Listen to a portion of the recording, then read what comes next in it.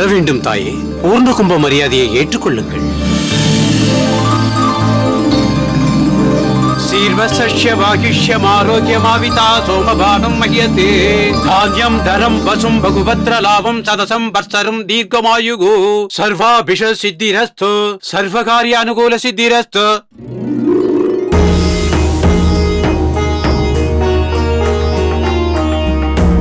சன்னதிக்கு வாருங்கள் தாயே. நீங்கள் செல்லுங்கள், நாங்கள் வருகிறோம். கணக்கு பிள்ளை, பூரண கும்ப மரியாதை கொடுத்து பூஜையை தொடங்குவது என்ற மரபு காலம் காலமாக உள்ளதுதான். ஆனால் இன்னும் எதற்கு அந்த மரியாதையை எனக்கே தந்து கொண்டிருக்கிறார்கள்? வாளுக்கு வேலி அம்பலக்காரர் என்ற பொறுப்பில் உள்ளவன் அல்லவா? அவனுக்குத்தானே பூரண கும்ப மரியாதை தர வேண்டும். நீங்கள் இப்படி சொல்கிறீர்கள், ஆனால் அவர் எப்படி சொல்கிறார் தெரியுமா? எங்கள் தந்தை எங்கோ சென்று விட்டாலும் தாயார் எங்களுடனேயே இருந்து வழிகாட்டுகிறார் அல்லவா? அதனால் அவர்களுக்குத்தான் கோயிலில் முதல் மரியாதை செய்ய வேண்டும் என்கிறார். அந்த வகையில்தான் இந்த பூர்ண கும்ப மரியாதை உங்களுக்கு தரப்படுகிறது. வாளுக்கு வேலியிடம் சென்று இனிமேல் எனக்கு எதற்கப்பா இந்த மரியாதை எல்லாம் என்று சொன்னால் அவன் கேட்கவா போகிறான்? அது வழக்கம் போல் நடந்துவிட்டு போகட்டும். எனக்கு இப்போது உள்ள கவலை எல்லாம் அம்பலக்காரர்கள் அனைவருக்கும் பரிவட்டம் கட்டுவது என்ற நிகழ்ச்சி நல்ல முறையில் நடக்க வேண்டும் என்பதுதான். இன்று காலை முதலே என் மனதில் ஏதோ குழப்பம் ஏற்பட்டிருக்கிறது. தாங்கள் இதையெல்லாம் நினைத்து கவலைப்பட வேண்டிய அவசியமே இல்லை தாயே. வருகின்ற அம்பலக்காரர்களை வரவேற்கவும் அவரவருக்கு தகுந்த இடத்தில் தங்க வைக்கவும் மிகச்சிறந்த முறையில் ஏற்பாடுகளை செய்து கொண்டிருக்கிறார் பெரிய அம்பலம். அம்பலக்காரர்களுக்குரிய பாதுகாப்பு ஏற்பாடுகளை சின்ன அம்பலம் மிகுந்த எச்சரிக்கையோடு கவனித்து வருகிறார். மற்ற ஏற்பாடுகளை மேகநாதன் கவனித்துக் கொண்டிருக்கிறார். அதனால் எந்த பிரச்சனையும் ஏற்படாது தாயே. எஜமானி அம்மா,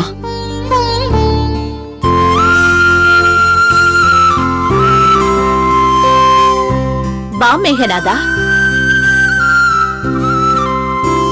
வணங்குகிறோம் எஜமானி அம்மா. என்னம்மா மரகதம், இது போன்ற திருவிழா நாட்களில் மட்டும்தான் உன்னை பார்க்க முடியும் போல் இருக்கிறதே. எங்களுக்கும் வீடு இருக்கிறது அம்மா, அங்கேயும் வந்து எங்களை பார்க்கலாம். நானும் இவரிடம் எஜமானி அம்மாவை பார்க்க வேண்டும் என்று சொல்லிக் கொண்டுதான் இருக்கிறேன். ஆனால் இவர்தான் எனக்கு வேலை இருக்கிறது, பிறகு பார்க்கலாம் என்று சொல்லிவிடுவார். மேகநாதனுக்கு வேலை பளு இருப்பது உண்மைதான். மேகநாதன் தான் எல்லாவற்றையும் பொறுப்பேற்று நடத்தி கொண்டிருக்கிறான் என்று கணக்கு பிள்ளை இப்பொழுதுதான் பெருமையாக சொல்லிக் கொண்டிருந்தார்.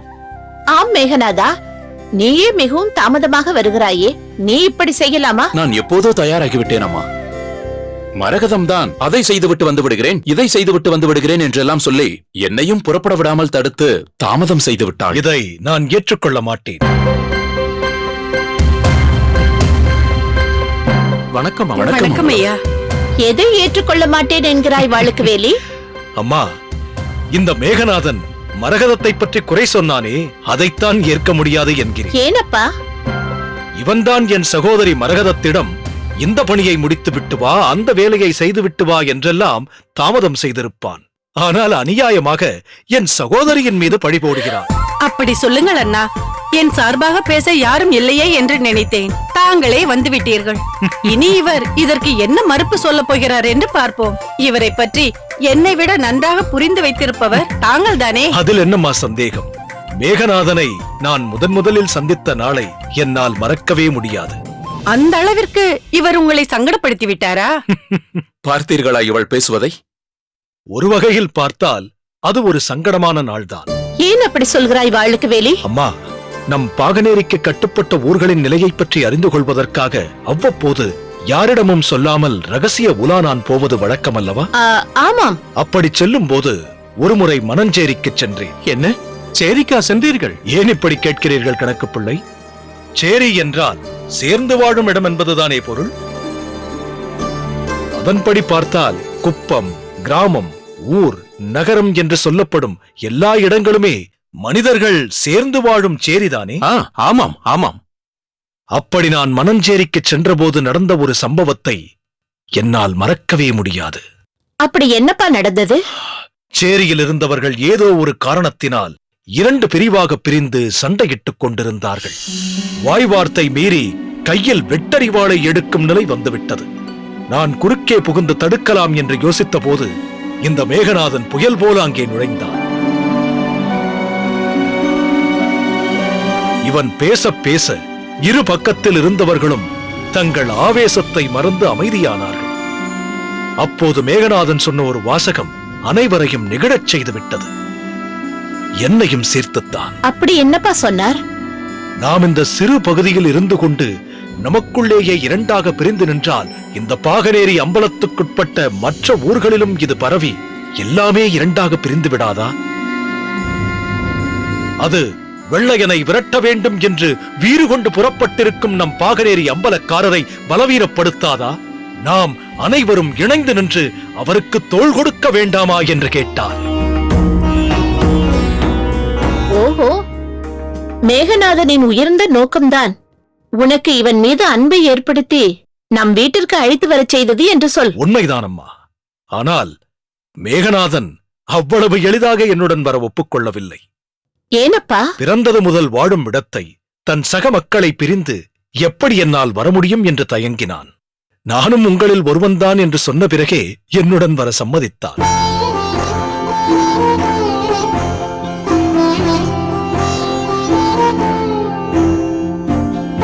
அன்று முதல் இன்று வரை தன் வாழ்வே அம்பலக்காரருக்காகத்தான் என்று எனக்காகவே வாழ்ந்து கொண்டிருக்கிறான். நான் தங்கள் நம்பிக்கைக்குரியவனாக கடமையாற்றுவதை விட என் வாழ்வில் வேறென்ன இருக்கிறது அம்பலம்? தாங்கள் என் மீது கொண்ட அன்பிற்கு நான் எப்படி நன்றி செலுத்தப் போகிறேன்? ஏன் இப்படியெல்லாம் பேசுகிறாய் மேகநாதா? நன்றி என்ற சொல் வந்துவிட்டாலே அதில் ஒரு அந்நிய தன்மை வந்துவிடாதா? இனியும் அதெல்லாம் நமக்குள் எதற்கு? நீ எங்களில் ஒருவன். அம்மா மரகதம், நீயும் எங்களில் ஒருத்திதான். அதை நீங்கள் எனக்கு சொல்ல வேண்டுமா என்ன? இவருக்காக நீங்கள் என்னை பெண் பார்க்க எங்கள் வீட்டிற்கு வந்தபோது நாங்கள் இருந்த பகுதியே வியந்து போய் எங்கள் வீட்டு வாசலில் வந்து திரண்டு நின்றதே, அதை என்னால் மறக்க முடியுமா? வா அதப்பா. அண்ணா, சொல். நாம் அழைத்திருந்த அம்பலக்காரர்கள் அத்தனை பேரும் வந்து விட்டார்கள். பட்டமங்கலத்து அம்பலக்காரர் வல்லத்தரையர் உட்பட. நாம் அவர்களை எதற்காக அழைத்தோமோ அந்த பரிவட்டம் கட்டும் நிகழ்ச்சி தொடங்க வேண்டிய நேரம் வந்துவிட்டது. மேகநாதா, அம்பலம், பரிவட்டம் கட்டி பூஜையை நிறைவேற்றுவதற்குள் உணவு வேளை நெருங்கிவிடும். அதனால் நீ உடனடியாக வீட்டிற்கு சென்று விருந்திற்கான ஏற்பாடுகளை விரைவாக செய்யச் சொல். ஆகட்டும் அம்பலம். அம்மா, ம், நானும் ஆதப்பனும் சென்று அம்பலக்காரர்களை உரிய முறையில் அழைத்து வர ஏற்பாடு செய்கிறோம். சரியப்பா. வா அதப்பா.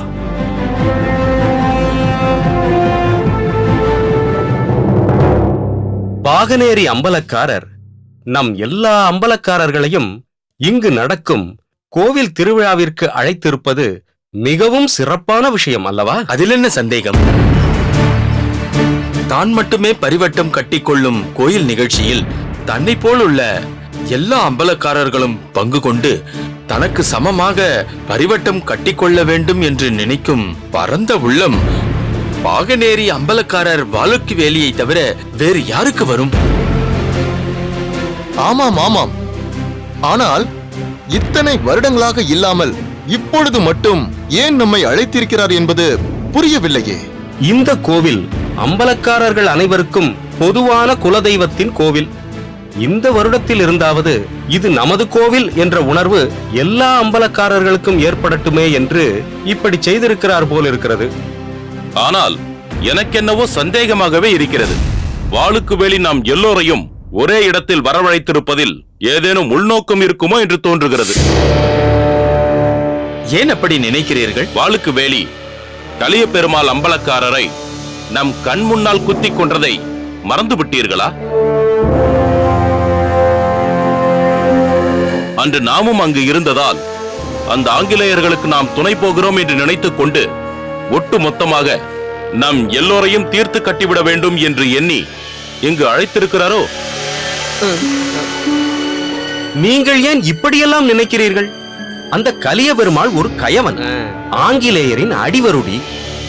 அதனால் அவனுக்கும் அவனை போன்றவர்களுக்கும் பாடம் புகட்ட அப்படி செய்தார் வாளுக்கு வேலி.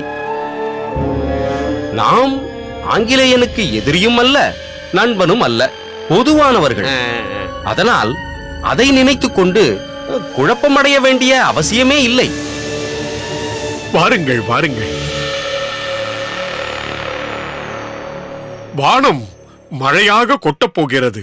வானம் பார்த்த சீமையெல்லாம் வளமாக போகிறது.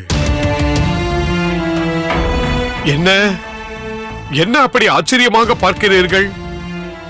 நான் ஏன் அப்படி சொல்கிறேன் என்றால், அத்தனை அம்பலக்காரர்களும் மொத்தமாக ஒரே இடத்தில் சேர்ந்திருக்கிறீர்களே, அதனால் தான் அப்படி சொன்னேன்.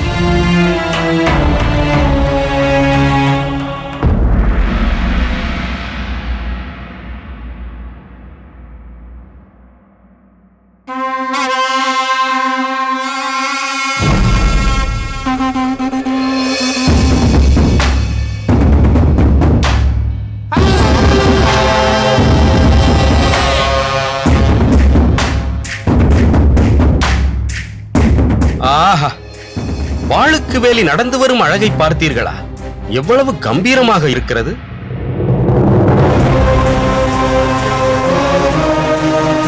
இதில் என்ன அதிசயம்? அவருக்கு இருக்கும் வீரத்திற்கேற்ப அந்த கம்பீரம் இருக்கத்தானே செய்யும்.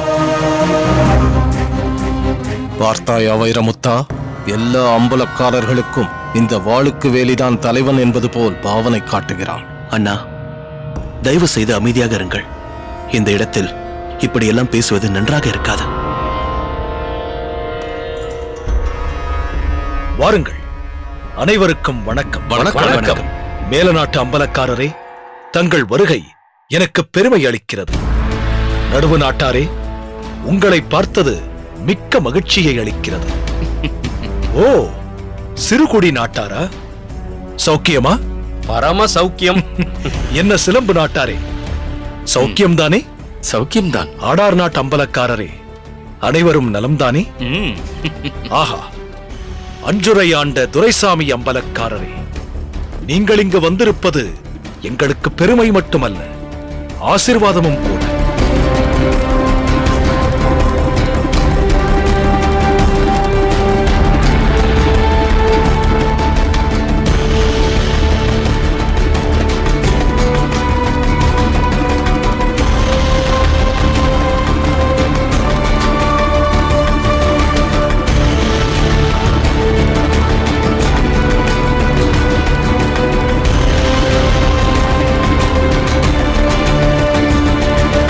வரவேண்டும் வல்லத்தரையா. நீ உன் தம்பி வைரமுத்தனுடன் வந்து எங்களை கௌரவப்படுத்தி விட்டாய்.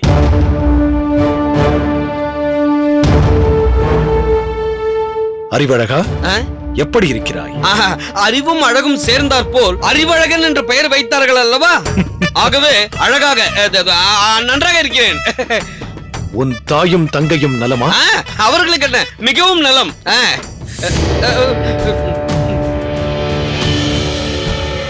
நீங்கள் எல்லோரும் என் வேண்டுகோளை மதித்து பாகனேரிக்கு வருகை தந்ததற்கு என் இதயம் நிறைந்த நன்றியினை தெரிவித்துக் கொள்கிறேன்.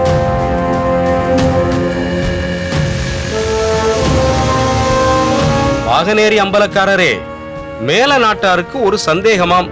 எதுவாக இருந்தாலும் கேளுங்கள். தெய்வ சந்நிதியில் எந்த ஒளிவு மறைவும் இருக்கக்கூடாது. எல்லாவற்றையும் என்னிடம் மனம் விட்டு பேசலாம். கேளுங்கள். இத்தனை ஆண்டுகள் இல்லாமல் இந்த ஆண்டு மட்டும் ஏன் எல்லோரையும் வரவழைக்க வேண்டும் என்பதுதான் என்னுடைய சந்தேகம். இதற்கு நான் உங்களுக்கு விளக்கம் அளிக்க கடமைப்பட்டிருக்கிறேன். இப்படி ஒரு கேள்வியை கேட்டு இதற்கு விடையளிக்கும் வாய்ப்பை ஏற்படுத்தியதற்காக உங்களுக்கு நன்றி கூறுகிறேன். அம்பலக்காரர்களாக இருக்கும் நாம் ஒவ்வொருவரும் சிலர் 2 ஊர்களுக்கோ, சிலர் 3 ஊர்களுக்கோ, இன்னும் சிலர் ஒரே ஒரு ஊருக்கு மட்டுமே பொறுப்பேற்றவராக இருக்கின்றோம். ஆனாலும் அவர் சிறுநாட்டு அம்பலக்காரர், இவர் பெருநாட்டு அம்பலக்காரர் என்ற பேதங்கள் எல்லாம் நம்மிடம் இல்லை, இருக்கவும் கூடாது. அதனால்தான் நம் அனைவருக்கும் பொதுவான குலதெய்வத்தின் ஆலயத்தில் சமமாக எல்லோருக்கும் பரிவட்டம் கட்ட வேண்டும் என்று நினைத்தேன்.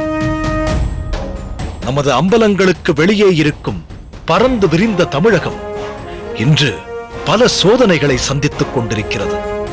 இந்த நேரத்தில் நாம் நமக்குள் ஒற்றுமையாக இருந்தால்தான் அந்த சோதனைகள் நம் பக்கம் திரும்பும் போது அவற்றை முறியடிக்க முடியும். அதனால்தான் நமது ஒற்றுமையை பறைசாற்றும் வகையில் இந்த பரிவட்ட நிகழ்ச்சி அமைய வேண்டும் என்று விரும்பினேன். அதற்காகவே இந்த திருவிழாவை அனைவருக்கும் பொதுவானதாக நடத்திக் கொண்டிருக்கிறேன்.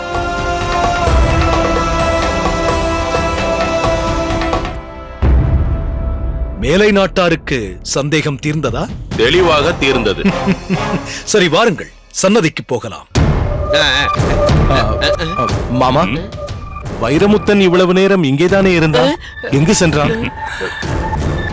வல்லத்தரையா, ஊரெங்கும் விழா கொண்டாட்டங்கள் நடைபெற்றுக் கொண்டிருக்கிறதல்லவா, அதை காண வைரமுத்தன் சென்றிருப்பான். அறிவழகா, நான் தான் தந்தையே. நீ சென்று நான் அழைத்ததாக சொல்லி வைரமுத்தனை அழைத்து வா. இதோ உடனே போகிறேன். வா வல்லத்தரையா.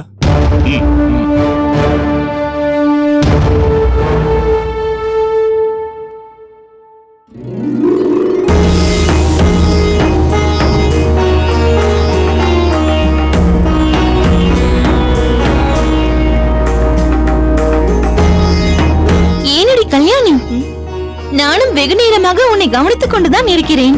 நீ யாரையோ தேடிக்கொண்டே இருக்கிறாயே, அப்படி யாரை தேடிக்கொண்டிருக்கிறாய்?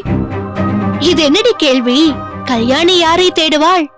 அந்த வழிபோக்கன் இங்கு எங்காவது தென்படுகிறானா என்று கல்யாணி தேடிக்கொண்டிருக்கிறாள். அங்கும் இங்கும் தேடி எங்கும் கிடைக்காததால் அவள் முகமே வாடிவிட்டது பார். அடியே கல்யாணி, இது மிகப்பெரிய விசாலமான கோவில். இந்த கோவிலுக்குள் பல சன்னதிகள் உள்ளன. இதில் ஏதாவது சன்னதியில் நீ தேடும் தெய்வம் தென்படும். கவலைப்படாதே.